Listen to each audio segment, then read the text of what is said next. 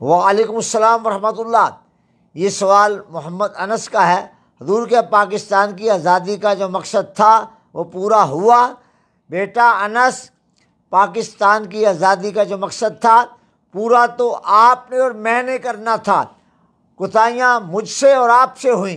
अगर कोताहियाँ हमसे हुई हैं तो हमें चाहिए कि हम अपनी कोताहियों को दूर करें और हम पाकिस्तान बनाने के मकसद को, आज़ादी के मकसद को वाक़यातन पूरा करें और अपनी पूरी नस्लों को बताएं कि हम वो लोग नहीं हैं जो फितना परवर हों, हम लोग नहीं, वो लोग नहीं हैं जिनको अपना होश ही ना हो। हम बाहोश हैं और हम आज़ादी के मकसूद को समझते हैं और आज़ादी के मकसद को हम पूरा कर रहे हैं। अल्लाह ताला हम सब को, पूरी उम्मत को पाकिस्तान की कदर की तौफीक अता फरमाए। पाकिस्तान को अब्दुल्लाबाद तक कायम रखे, पाकिस्तान बाकी रहे, पाकिस्तानी बाकी रहें, मुसलमान बाकी रहें, मुसलमान साहिब इज़्ज़त रहें, साहिब वक़ार रहें।